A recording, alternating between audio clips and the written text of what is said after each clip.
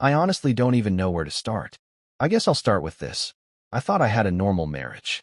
My wife, 32F, and I, 34M, have been together for 9 years, married for 6. We met in our early 20s when everything felt intense and dramatic in a romantic way.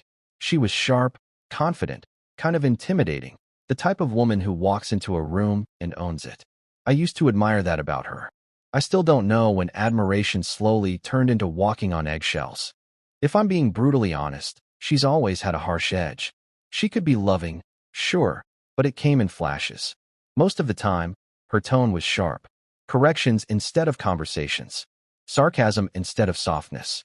If I messed up something small, like forgetting to take out the trash or coming home 20 minutes late, she'd talk to me like I was a liability. But I told myself that was just her personality. The first real cracks didn't feel dramatic. They felt subtle. She started guarding her phone more. It used to sit on the kitchen counter all the time. Then suddenly, it was always face down, always in her hand. She'd take it to the bathroom. She changed her passcode after years of us knowing each other's passwords. When I asked why, she laughed it off. Work stuff. Confidential, she said. That was the first lie I caught her in, though I didn't know it yet. Around the same time, she started staying late at the office. New project, new responsibilities. Promotions coming soon. She talked about this one coworker a lot. Let's call him Mark. At first it was harmless. Mark thinks the client is impossible.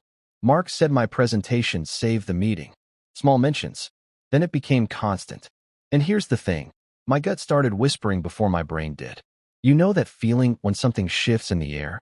When your partner laughs at their phone and turns it slightly away from you. I tried to ignore it. I didn't want to be that insecure husband. But the energy between us changed fast. She became colder at home. More critical. More distant physically. Intimacy dropped off a cliff, and when I asked about it, she said I was imagining problems. I started questioning myself. Was I too sensitive? Too paranoid? Then the first sudden thing happened. One random Tuesday night. She came home 2 hours late. No text, no call. When I asked where she'd been, she snapped. Why are you interrogating me? That word stuck with me. Interrogating. I wasn't yelling. I wasn't accusing. I was just asking. And for the first time in 9 years, I felt like I was standing across from someone who was hiding something and ready to attack me for getting too close. I didn't know it yet, but that Tuesday was the beginning of everything unraveling. After that Tuesday, something inside me shifted. Not in a dramatic, explosive way. It was quieter than that. It was like a switch flipped from trust to observe. I started noticing everything. She began showering the second she got home, every single night. Not relaxing showers. Fast ones. Phone always on the sink within arm's reach. If I walked in to grab something, she'd instantly lock the screen. Once, I caught a glimpse of a notification preview before it disappeared. It wasn't a name, just a heart emoji. I told myself it could be anyone. But here's the part that still makes my stomach twist. She became nicer. Not consistently, but strategically. Out of nowhere, she'd be affectionate. Touch my arm while passing. Kiss my cheek. Ask about my day with this almost exaggerated sweetness. It felt rehearsed, like she was overcorrecting. And then just as suddenly, she'd snap again. One night, I asked if we could have dinner together instead of her eating in the office. She rolled her eyes and said, "Not everything revolves around you." That hit harder than it should have. A week later, another sudden moment. She left her laptop open on the kitchen table while she ran downstairs to grab a package. I wasn't snooping, I swear. But a message notification popped up in the corner of the screen. From Mark. Last night was worth the risk. I froze. It could have meant anything. That's what I told myself in those first few seconds. A risky client pitch. A business decision. A joke. But then another message popped up. Still thinking about your lips. There's something surreal about seeing proof in real time. Your brain tries to protect you. It slows down. Sounds get distant. My hands actually went cold. I didn't click the conversation. I didn't scroll. I just stared at the screen like it was a bomb. She walked back in less than a minute later. I shut the laptop gently and stepped away. She looked at me. Really looked at me. And I swear she knew. Her eyes narrowed just slightly. "Did you touch my computer?" she asked. Not "what's wrong?" Not "you look pale." That was the moment my gut stopped whispering and started screaming. And I still didn't confront her. Instead, I did something I'm not proud of. I waited. I wish I could say I confronted her right there. slammed the laptop shut, called her out, demanded answers. I didn't. I smiled. I said no, just moved it so it wouldn't fall. She stared at me for a few seconds too long. Then she nodded and walked past me like nothing happened. That night she barely spoke to me, barely touched her food, kept checking her phone under the table. I watched her like I was studying a stranger wearing my wife's face. And here's the twisted part. I still wanted to be wrong. I went to bed before her. Or at least I pretended to. Around 1:17 a.m., I felt the mattress shift. She thought I was asleep. I kept my breathing slow. Her fingers were moving fast on her phone. Then I heard it, the softest whisper of a laugh. Not the laugh she gives me. Not the polite one. A different one. Intimate. Warm. She got up and left the bedroom. I counted to 10 and followed. The bathroom light was on. Door slightly cracked. She was speaking in a low voice. I know. I miss you too, she said. Silence. Then softer. He suspects nothing. My chest physically tightened. I pushed the door open. She jumped. Actually jumped. Who are you talking to? I asked. My voice didn't even sound like mine. She didn't hesitate. Not even a second. My sister, she snapped. At 1:30 in the morning? She's going through something. God, why are you like this? And there it was, the deflection, the aggression. Turn it on me. I stepped closer. Let me see your phone. Her entire posture changed. No, it wasn't defensive. It was firm, controlled. That one word confirmed everything. You don't trust me, she said, shaking her head like I was the problem. This is insane. You're acting paranoid. I felt like I was in a psychological maze. I had seen the messages. I had heard her say he suspects nothing. And yet somehow, she was standing there making me question my own sanity. We stared at each other in that bathroom for what felt like minutes. Then she did something I didn't expect. She started crying. Not quiet tears. Full, shaking sobs. I can't live like this, she said. Being accused. Being monitored. You're suffocating me. And suddenly, I was the villain. I backed off. I actually apologized. I apologized. That night, I lay in bed next to her, wide awake, realizing something terrifying. If she was lying, she was good at it. And if she wasn't, then I was losing my grip on reality. Either way, something was about to explode. The explosion didn't happen the next day. It happened 3 days later. And it was completely random. She told me she had to travel for a last-minute client emergency. Overnight trip. Different city. She packed fast. Too fast. Like she'd been mentally packed for days already. Why didn't you mention this earlier? I asked. It just came up, she said, not looking at me. Not everything is a conspiracy. That word again. Conspiracy. I watched her leave with a small suitcase and that tight, irritated expression she wore any time I asked normal questions. I told myself to let it go. I didn't. Something felt off. Not jealousy, instinct. Around 9 p.m. that night, I checked our shared credit card app. Not to spy. Just, I don't even know why. Habit, maybe. There was a charge. Boutique hotel. In our city. Not the city she supposedly traveled to. I stared at the screen for a long time. My heart wasn't racing. It was quiet. Too quiet. Like my body had already accepted what my brain was catching up to. I texted her. Hope the hotel is okay. She replied instantly. It's fine. Why? I sent her a screenshot of the charge. 3 dots appeared. Disappeared. Appeared again. Finally. Oh, that's weird. Must have been a pending authorization from a previous stay. We had never stayed there. Never. I didn't respond. Instead, I did something that still feels surreal when I think about it. I drove there. I don't even remember the drive. I just remember sitting in my car across the street from the entrance, staring at the lit-up sign like it was daring me to move. At 9:42 p.m., I saw her. She walked out of the hotel lobby. Not alone. Mark. They weren't holding hands. That almost would have been easier. They were walking close. Comfortable. Familiar. He touched the small of her back as they headed toward the parking lot. That small touch felt louder than anything. My vision tunneled. My ears rang. I didn't get out of the car. I didn't yell. I didn't create a scene. I just watched my wife laugh at something he said. The same laugh I heard in the bathroom. And then she leaned in and kissed him. Not hesitant. Not guilty. Confident. Like this wasn't new. Like this had been happening for a while.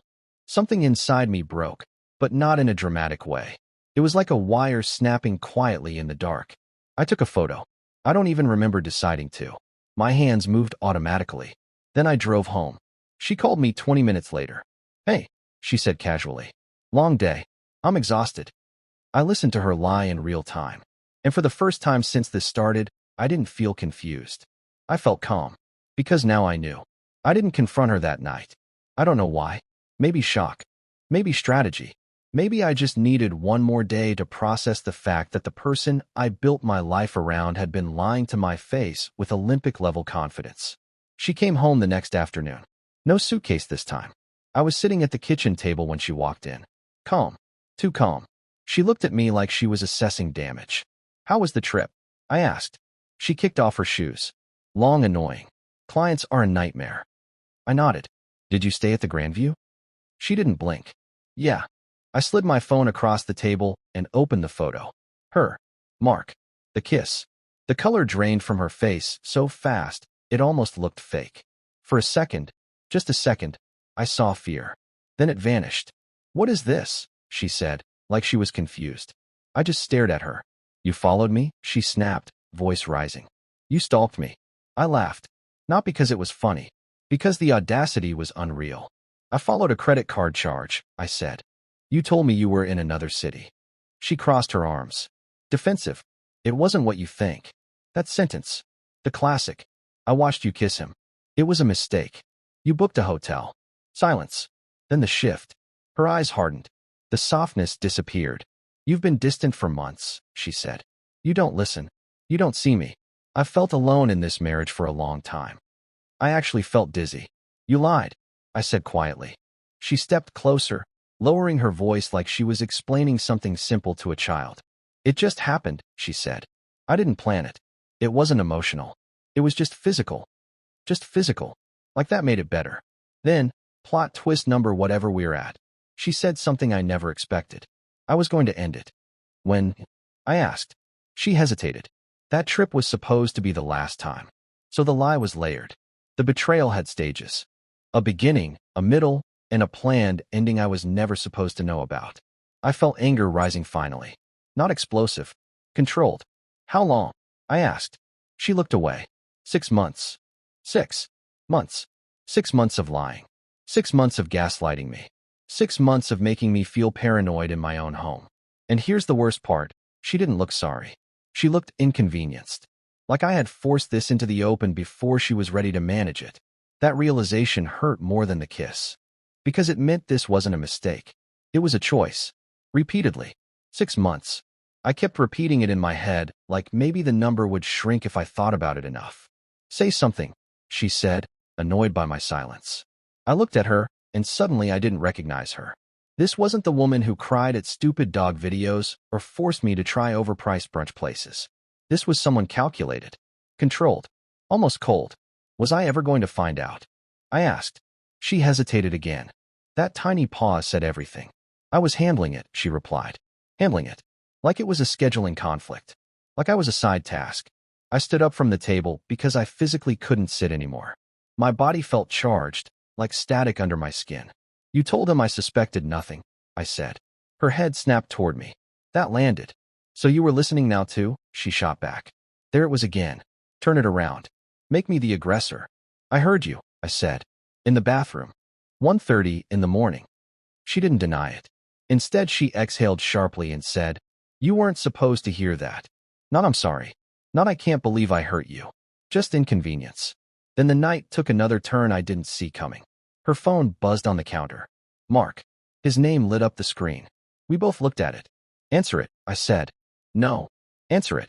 She grabbed the phone, walked toward the hallway, probably to take it privately. Something in me snapped. Put it on speaker. She froze. He doesn't know you know, she said quietly. Exactly. Put it on speaker. For a split second I thought she might refuse. But then she tapped the screen. Hey, she said, voice suddenly soft again. That same tone. Are you okay? He asked. I could hear him clearly. You seemed off when you left. She glanced at me. Just for a second. I'm fine, she said. Just tired. He laughed lightly. Still worth it? My stomach twisted. She didn't answer right away. And in that silence, I saw the war inside her. Not about me. About exposure. Yeah, she finally said. It was. I felt something break in a way that felt final. Not explosive. Not loud. Final. I stepped closer and said, clearly, She won't be available anymore. Silence on the line. Mark, who is that? She pulled the phone away, panicking. Don't. But it was too late. It's her husband, I said. There are moments in life that split your timeline into before and after. That was one of them. The silence on the other end of the phone was almost impressive. Then Mark cleared his throat. I didn't know she was going to tell you like this. Tell me. Not I'm sorry. Not I didn't know you existed. Just damage control. She wasn't going to tell me, I said calmly. I found out. My wife finally hung up the phone. What are you doing? She hissed at me. I actually laughed again. That dry, hollow laugh I didn't recognize in myself anymore. What am I doing? I repeated. What have you been doing for 6 months? Her composure cracked for the first time. You didn't have to humiliate me, she said. Humiliate her. I stared at her, trying to process the level of distortion happening in real time. You booked a hotel in our city and kissed another man, I said slowly. And I humiliated you. She started pacing, running her hands through her hair, angry tears forming. You don't understand, she said. It wasn't supposed to get this serious. I felt something heavy settle in my chest. Serious? I asked. 6 months isn't serious? She stopped pacing. It started as flirting, she said. Then drinks after work. Then one night just happened. I didn't interrupt. And then it kept happening, she admitted. That honesty hurt more than denial. Why? I asked. Not yelling. Not accusing. Just needing to understand what I missed. She looked at me like I was asking the wrong question. Because with him I felt wanted, she said. You've been predictable. Predictable. 9 years of loyalty reduced to predictable. And lying to me made you feel what? I asked. She didn't answer. Instead, she shifted tactics again. I was lonely, she said. You stopped trying. I thought about the vacations I planned. The dinners I cooked. The random flowers. The late-night talks she started avoiding. I didn't stop trying, I said quietly. You stopped showing up. For a second, something flickered in her expression. Guilt?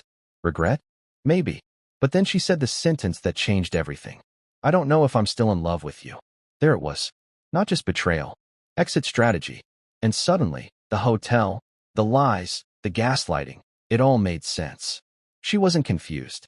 She was halfway out the door. And I was the last to know. I don't know if I'm still in love with you. That sentence didn't hit immediately. It just kind of hovered in the air. I stared at her, waiting for the but. The softening. The correction. It never came. Instead, she crossed her arms like she had just delivered a logical conclusion in a meeting. I've been unhappy for a while, she added. Calm. Clinical. Unhappy. 6 months of lying. 6 months of sneaking around. And that was the headline. So instead of talking to me, I said slowly, you started sleeping with someone else. She flinched at the word sleeping, but she didn't deny it. You're simplifying it, she said. It wasn't just sex. That somehow hurt more. Oh, I replied.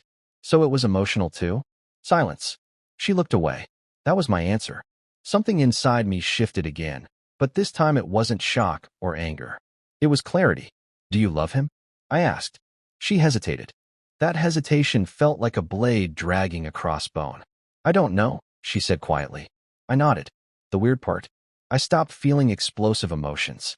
It was like my system overloaded and just powered down. Everything felt distant. I need space, I said. She blinked, like she hadn't expected that. You're just going to leave? She asked. The irony was almost poetic. You left first, I replied. That landed. I grabbed a duffel bag and started packing some clothes. My hands were steady. Too steady. Like my body had switched to autopilot. She followed me into the bedroom.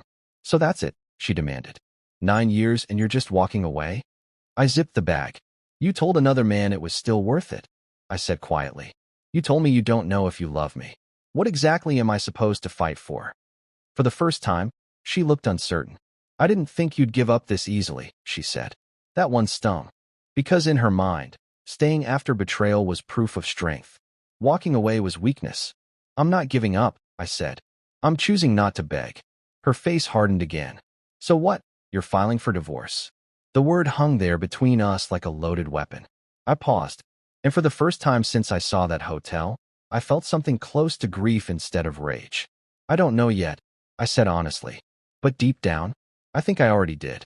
I didn't go to a friend's place. I didn't go to my parents'. I checked into a cheap hotel on the edge of town, the kind with stiff sheets and a humming air conditioner that never quite cools the room. It felt fitting. The first night alone was brutal. No confrontation, no yelling, no drama, just silence. I kept replaying everything in my head like security footage. The bathroom whisper, the laptop message, the hotel lobby, the kiss, her saying it was, her saying, I don't know if I love you. Every memory felt like it had been re-edited with new context. The way she'd smile at her phone, the sudden gym membership, the way she'd criticize me more often, like she needed to justify what she was doing. I barely slept. At 2:13 a.m., my phone buzzed. Her. I don't want this to end like this. I stared at the screen for a long time before responding. Then why did you start it? I typed. No response for several minutes. Then, I was confused. Confused. 6 months isn't confusion. It's commitment. The next morning she called. I let it ring twice before answering. Her voice was different. Softer. Fragile. I didn't expect you to actually leave, she said. That sentence told me more than she probably realized. You expected me to what? I asked. Fight for us. I almost laughed again, but I didn't have the energy. I did fight for us, I said, while you were booking hotel rooms. Silence. Then she dropped something else I wasn't prepared for. He says he doesn't want to be involved in this. That landed in a strange way. What does that mean? I asked. He didn't know things were this bad, she said. He doesn't want drama. So now he was backing off. After 6 months. After she risked everything. I felt something dark and bitter rise in my chest. So what now? I asked. She hesitated. I don't know, she admitted. I don't want to lose you. There it was. Not I'm sorry I hurt you. Not I love you, and I'll do anything to fix this. Just fear of losing stability. And for the first time, I wondered something I hadn't allowed myself to think before. Was I her husband? Or her safety net? The next few days were a blur. She kept calling, texting, switching tones like she was cycling through strategies. One day it was tears. I made the biggest mistake of my life. The next day it was defensive. You weren't perfect either. Then reflective. Maybe we both failed. I noticed something unsettling. Every version of her still centered her feelings. Her confusion, her fear, her loss. Not mine. On day 4, she asked to meet. Just talk, she said. No fighting. Against my better judgment, I agreed. We met at a coffee shop halfway between the house and the hotel I was staying in. Neutral territory. She looked tired. No makeup. Dark circles under her eyes. For a split second, I felt that old instinct. Protect her. Then I remembered the hotel lobby. She reached for my hand across the table. I didn't pull away immediately. That was my weakness. I ended it, she said. With him? I asked. Yes. How? I told him I can't lose my marriage. Not I love my husband. Not I realized what I threw away. Just can't lose my marriage. And what did he say? I asked. She looked embarrassed. He said he doesn't want to be with someone who's still tied to her husband. That sentence echoed in my head. Still tied. Like I was a loose thread. So he didn't fight for you, I said quietly. Her jaw tightened. This isn't about him. It kind of was. Because suddenly the power dynamic shifted. She wasn't choosing me over him. He was removing himself. Do you love me? I asked. She looked down at her coffee. I care about you, she said. Care. After 9 years. I asked if you love me. Tears filled her eyes. I don't know what love feels like anymore, she whispered. That answer felt honest. And somehow that hurt more than all the lies. Because it meant she wasn't just unfaithful. She was lost. And I had been clinging to a version of us that maybe didn't exist anymore. I can try, she said suddenly. Therapy. Transparency. Whatever you need. For the first time since this started, she sounded scared. Not angry. Not defensive. Scared. And that's when the real war started, not between us. Inside me. Because part of me still loved her. And part of me would never unsee that kiss. That night after the coffee shop, I didn't go back to the hotel right away. I just drove. No music. No destination. Just empty roads and too many thoughts. The logical part of me was screaming. She lied for 6 months. She gaslit you. She chose him over you until he stepped back. But the emotional part? It was whispering memories. Our first apartment. Her crying when we adopted our dog. The way she used to fall asleep on my chest during movie nights. Love doesn't evaporate the second betrayal is exposed. That's the cruel part. It lingers. It argues. It negotiates. When I finally stopped driving, I was parked outside our house. I didn't go in. I just sat there staring at the lights in the living room. She was inside, probably pacing, probably anxious. I realized something uncomfortable. If I went back, it wouldn't be because I believed her. It would be because I was afraid to start over. And that thought hit harder than the affair. The next morning she texted. I scheduled a therapy appointment. For us. I stared at it for a long time. She was trying now.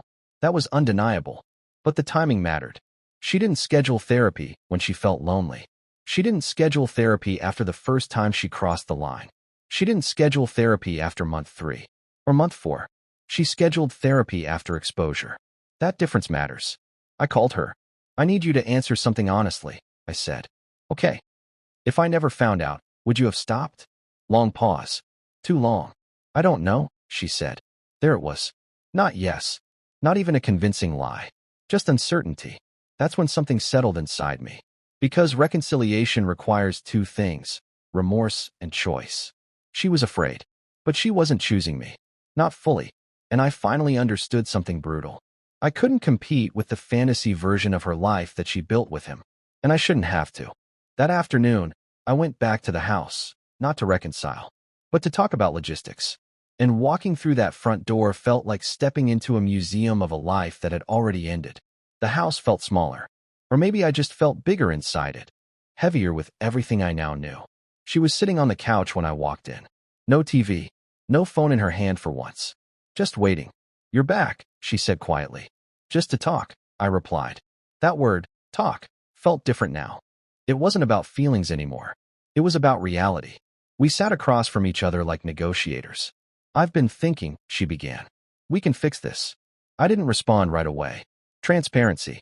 You can have my passwords. Location sharing. Whatever you need, she added quickly, like she'd rehearsed it. I looked at her and felt something I hadn't expected. Not anger. Sadness. You think access to your phone fixes this? I asked. It's a start, she said. No, I replied calmly. A start would have been not lying in the first place. She winced. I continued, because if I didn't say it now, I never would. You didn't just cheat, I said. You rewrote reality. You made me question myself. You called me paranoid. You tried to make me back off. That's not just betrayal. That's manipulation. Her eyes filled with tears again. I panicked, she whispered. For 6 months. Silence.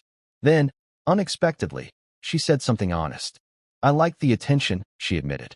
I liked feeling new again. That hit in a different way. Not defensive. Not blame-shifting. Just truth. And what was I? I asked. She swallowed. Safe. There it was. Not partner. Not love of her life. Safe. I nodded slowly. I don't want to be someone's safety net, I said. You're more than that, she said quickly. Not when you were willing to risk me for excitement. She started crying again, but it felt different now. Not strategic. Not dramatic. Just tired. I don't want to lose you, she repeated. And for the first time, I answered honestly. You already did. The words didn't come out angry. They came out exhausted. Because the version of me that trusted her blindly, the version that believed her tears automatically meant truth, that version was gone. And I wasn't sure it was coming back. After I said, you already did, the room went completely still. She looked at me like I'd just pronounced a sentence. So that's it? She asked again, but this time there was no anger behind it. Just fear. I think it might be, I said. Saying it out loud felt strange. Like I was watching myself from the outside. 9 years reduced to a few sentences in a quiet living room. She stood up and started pacing again, but slower this time. You're not even going to try? She said. I looked at her carefully before answering. I was trying, I said. Every time I asked what was wrong. Every time I felt something was off, and you told me I was paranoid. I was trying while you were protecting someone else. She didn't argue, and that silence confirmed more than any confession. Then she said something that caught me off guard. I think I sabotaged us. That was new. I didn't respond immediately. I don't know why, she continued. Things were stable, predictable, and instead of appreciating that, I chased something else. Validation, excitement, ego, escape. I understood it intellectually. Emotionally, it still wrecked me. Do you love him? I asked one more time. She shook her head. I don't think so. I think I loved how he made me feel. That honesty came too late. Because here's the part people don't talk about enough. Even if the affair ends, the comparison lingers. I would always wonder if I was enough. If I was exciting enough. interesting enough, desired enough. And I don't want to live in a marriage where I'm competing with a ghost.